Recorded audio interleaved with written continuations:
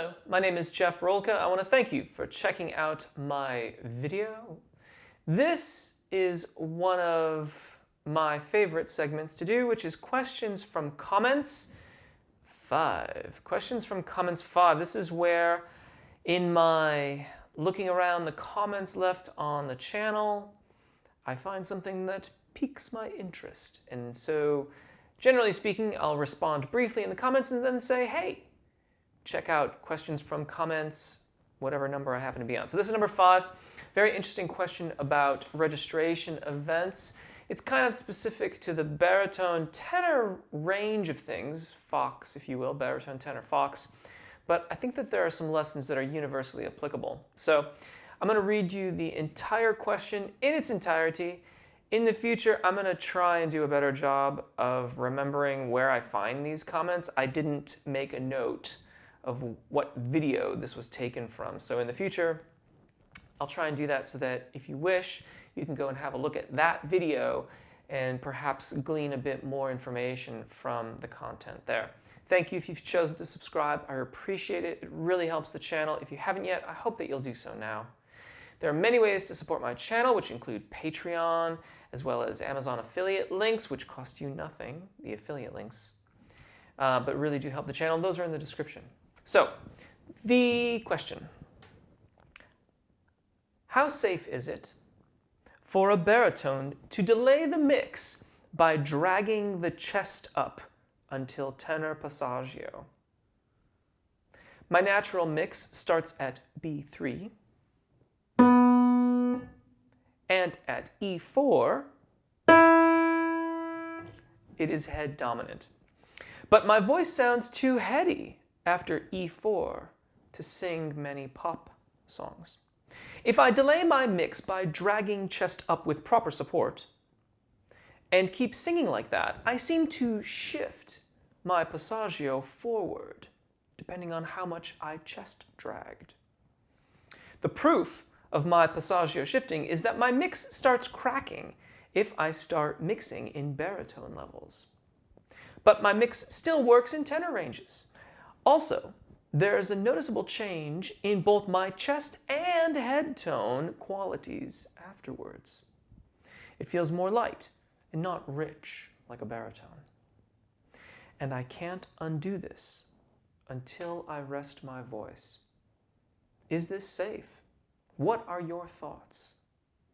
So, really beautiful question. Lots of stuff to dive into here. Let me now take it piece by piece. I'm going to be stopping and starting quite a bit. How safe is it for a baritone to delay the mix by dragging the chest up until tenor passaggio? Well, the interesting thing here, and I'm going to jump a little bit ahead, is that they indicate that their secondo passaggio is E4, which is consistent for a lyric baritone. Thing is that the tenor transition points start really, around F4. It'll be like a tenor robusto. So, like, all of that stuff, barring a semitone on the lower end of it, is really all part of the tenor zona di passaggio too. You're already in the tenor zona di passaggio. So I don't know how much this individual is thinking that they're dragging it up. If it's just the semitone, well, that's not as optimized nor efficient as it could be, but it's not the end of the world. The bigger issue is whether or not they're trying to sing G's and A's or notes that are beyond that in this thyroarytenoid dominant singing voice, this chest voice that's been dragged, as they say. Often it's referred to as pulled chest. Sometimes we might say we're squeezing out those notes if it doesn't sound particularly good. If they're dragging it all the way up there, well, that becomes a different story entirely. Now, there are many differing opinions on this, and the practitioners of that practice will indicate that those of us who feel it is fatiguing or don't agree with it are doing it incorrectly. I don't really want to dig or delve too deeply into this whole quagmire of disputes among the vocal pedagogical world. What I will suggest, however, is that if you do learn to make an efficient transition across the secondo passaggio, then at least you have options in addition to choosing to pull your chest or drag the chest as you're saying, or belt would be another way of framing this, because when you commit to the thyro-arytenoid dominant singing voice or chest voice and extend that range beyond your secondo passaggio, you are said to be belting. Belting is often confused with voce piena in testa. So if I sing this, that's a C to a G above middle C and then back. I'm making a transition from my chest voice to my head voice and back, but with practice and with incremental changes throughout the zona di passaggio, we get consistent tone quality.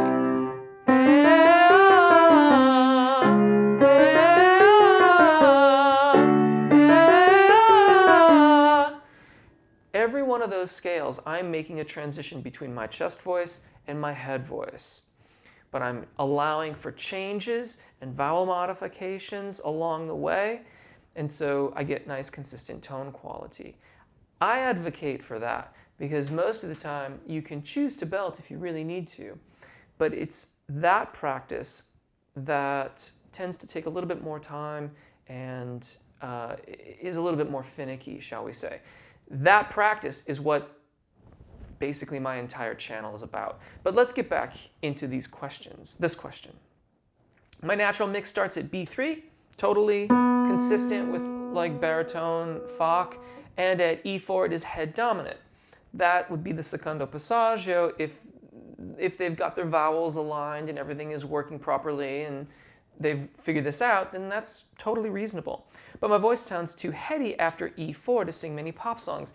So this, to me, sounds more like an undeveloped practice of voce piena in testa. Voce piena in testa is the term taken from bel canto technique, which means the sound of chest voice in head. And that's what we're trying to do here to get that consistency of tone quality.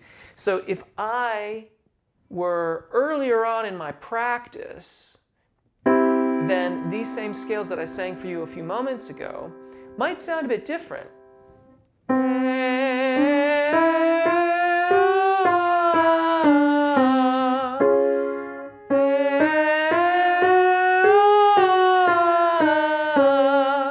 You can clearly hear my head voice coming through when I, in this case, don't allow for all the incremental changes, and quite frankly, I'm kind of intentionally going into that too heady place. Now, if my training were still developing, if I were still less developed, then it's quite likely that the vocal folds would separate across this transition.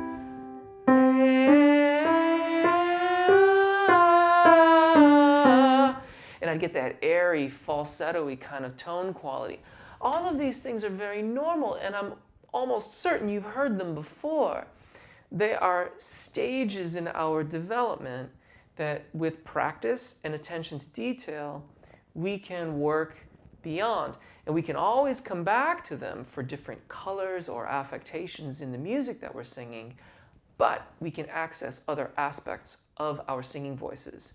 Now, I haven't heard this particular vocalist, to my knowledge, I haven't heard them sing, so I don't exactly know that that is the case, but that's kind of what it sounds like. The next section of the question, the language is such that I'm not entirely sure what they mean, but we're going to dissect it, and I'll give you a few thoughts on what I think they might be saying. If I delay my mix by dragging chest up with proper support, which is really quite critical whether you're making a transition across the secondo passaggio or you're belting, you still need to stay engaged and keep singing like that. I seem to shift my passaggio forward. Now the key word there is forward, depending on how much I chest dragged. So I suspect that what they mean by forward is that they have the sensation that it's getting higher, like the passaggio transition point is going higher and higher. But forward could just as easily mean lower and lower. I don't really know, but I suspect they mean higher and higher, because then they start talking about the tenor range. But again, the tenor and baritone are very much like, they're like a semitone separated in terms of their overlap. So for the lyric baritone that this individual is speaking of, oops, sorry, that was an A instead of a B, is B3 and E4. The lowest tenor Fock is C4 and F4. It's just a semitone apart. There's an awful lot of overlap in these Focks here. So this, but again, let's put these two things together. Let's just say that they're supporting properly, and they are reporting the sensation that the passaggio point is going forward, is going higher. But remember, they said earlier, anything above E4 is too heady. So this is kind of an illusion. Your physical structures don't change just because you're supporting more. The structures themselves, the size of the instrument, how the vocal fold deduction will change with support, but basically the configuration of your instrument, the way it is built, isn't changing. So the most efficient point of transition for the secondo passaggio has remained the same. By supporting more, what you're doing is giving the thyroarytenoid musculature, the chest voice musculature, a bit more energy with which to work. And so it feels like that drop-off point is higher up. But I assume that everything beyond that point is still too heady to be used. And so that is happening in no small part because now they've in fact pushed the instrument beyond its optimal point of transition. And when it does switch over to cricothyroid dominant singing or head voice, it's like falling off a cliff, not a click track. Though you can fall off the click track too. But it's falling off of a cliff. And you hear this very commonly too in vocalists, where if they're accustomed to belting,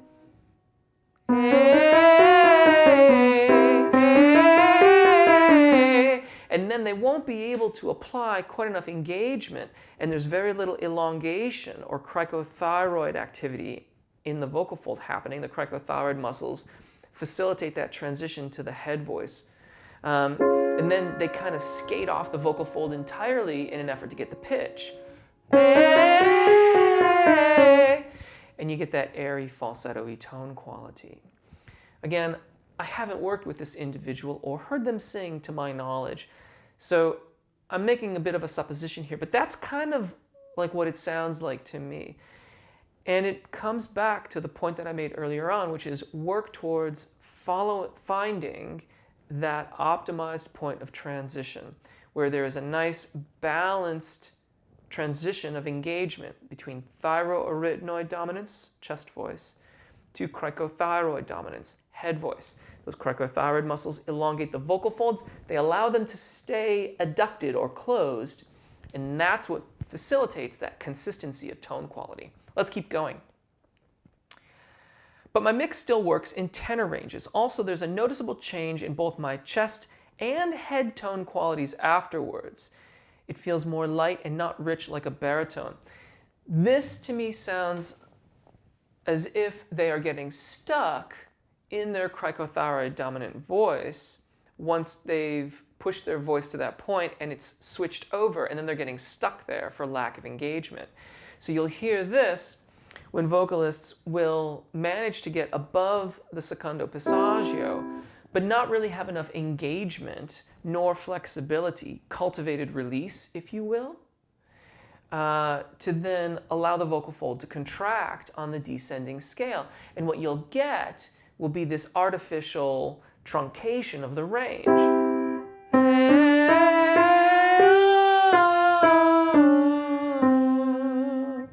And they'll come all the way down in that cricothyroid dominant singing voice or head voice, and they'll have to stop. The vocal fold will release once the air column is off of it, and then oftentimes they can start again.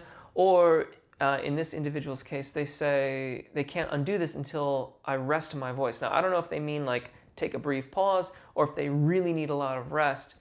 If you really need a lot of rest, then something else might be going on here, and I'm not entirely sure what.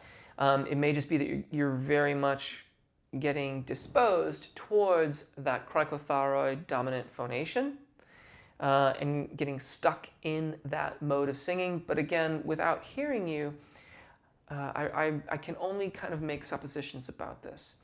That being said, I hope that helps. As this pertains to the other fox, it is in many respects indicative of how we think about balancing the musculature and the column of air. A lot of times I get asked about what fock is this and what fock is that, and my voice can do this, and what fock is this. But the thing is that our fock, or vocal range designation, baritone, tenor, contralto, mezzo, soprano, and the various subsets within each of those, is a lot about finding the most optimal usage of our voices. So when we have engagement and airflow, or commonly thought of as support, that is commensurate to the range that we are trying to sing, then the vocal fold and the column of air will work in consort to adduct and give us the most efficient mode of phonation possible. Incidentally, this is oftentimes when vibrato emerges in our singing too.